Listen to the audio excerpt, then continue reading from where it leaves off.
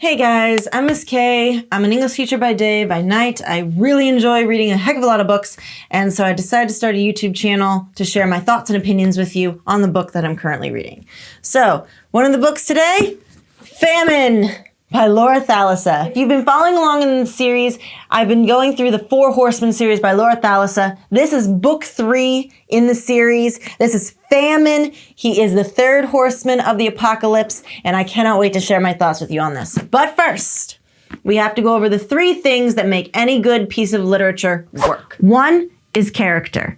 If you do not have adequate character development and a character profile from beginning to end of the book, then your characters will be flat, one note, and they will not act like real people.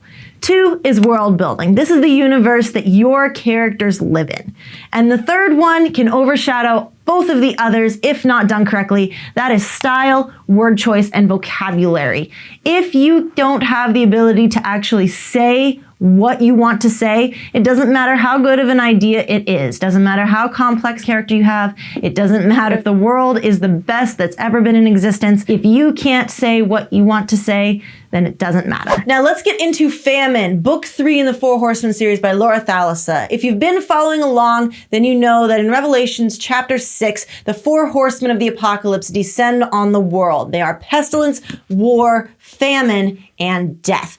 We have gone over pestilence and war, but this is famine. Now, famine appears quite some time after pestilence. So much so that now the characters that are in this world have really only been born into a world of apocalypse. There are very few left that actually remember what life was like in the world before, as they call it. So famine is centered in Brazil, South America.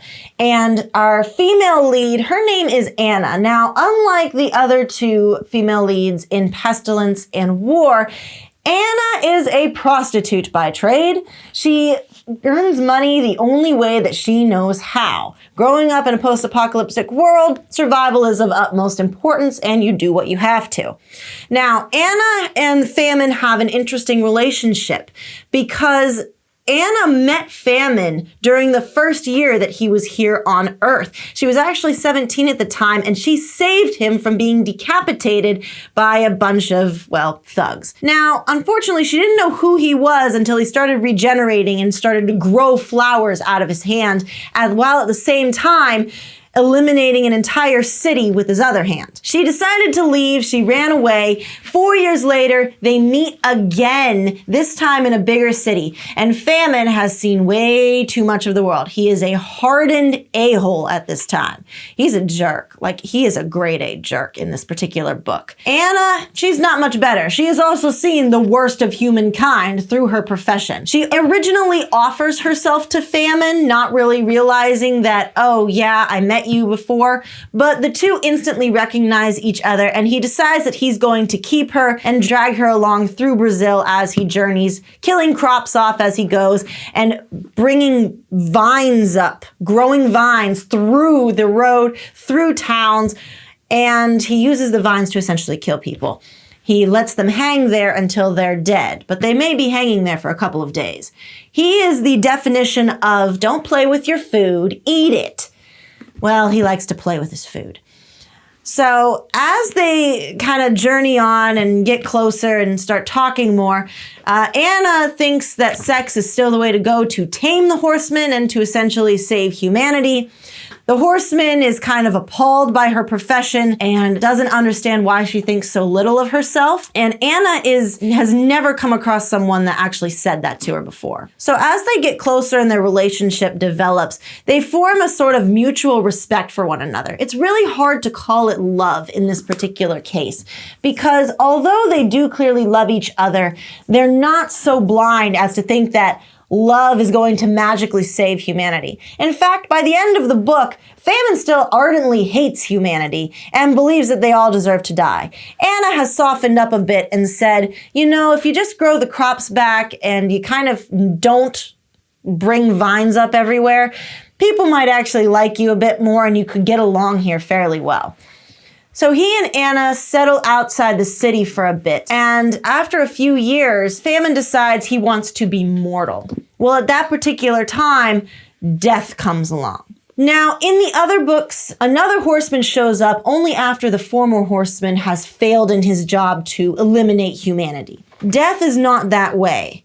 Famine has stopped his killing because of Anna and because of this mutual respect they have for one another and this desire to sort of figure out what love actually is. Death shows up and Famine realizes that, oh my God, he's gonna kill Anna. And he can't have that. So he locks Anna in a cage made of vines and goes to confront his brother. Now, the interesting fact of this is that his brother has an actual name. If we go back to the first video that I did, Pestilence, Pestilence did not have any other name other than Pestilence. At the end of the book, he went by the name of Victor. War never had any other name other than War. Maria tried to figure out a name for him, but there wasn't any that fit. Famine has no other name other than Famine, and he wants to become mortal. However, Death does not let him. Death, he calls by name. Names are huge in Laura Thalassa's works. Death is called Thantos, and I'm probably pronouncing it wrong. But Death is called Thantos, and there is a reason why he has a name. We don't find out in this particular book. I'm assuming we'll find out in the 4th book of the series. But Thantos refuses to take away Famine's immortality. So much so that Death says, I'm going to show you exactly what your purpose is, and he attempts to kill Anna. However, before he can attempt to kill Anna, Famine tries to stand in his way and takes a stab for her. However, we know horsemen, they can't die. Anna stabs Death in the back. Quite literally, she thinks she has killed Death and freaks out for a moment before Famine hauls her up on his horse and they are galloping away into the horizon. And he's saying, are you an idiot? You can't kill Death.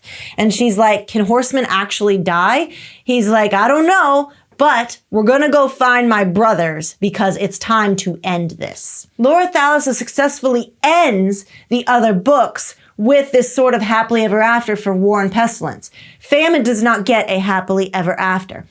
Instead, she leaves us on a cliffhanger, ready to dive directly into the 4th and final book of the series, and that is Death, the 4th horseman, who has finally come to town to eliminate humanity because his 3 brothers have failed. This book is pretty good. It's not my favorite because I'm not a particular fan of how Anna and Famine have navigated humanity and navigated their way into saying, hey, I don't think the world is incredibly bad. I think we can live here for a little bit and not kill each other. While it's a good book, it's not my favorite in the series. However, I'm still gonna give it an 8 out of 10 stars, and you definitely still need to read it in order to understand the complete Four Horsemen series, and definitely need to read it before you start reading Death. So I would give Famine, book 3 in the Four Horsemen series by Laura Thalassa, an 8 out of 10. It's not my favorite in the series, but it is still a very good read, and you definitely need to read it before going into book 4, Death by Laura Thalassa. Tell me what you thought in the comments below. If you like this video, make sure you click the like button. Make sure you hit the subscribe button and hit the little notification bell so that you get notified every time I drop a new video on my channel. Until next time, guys, happy reading.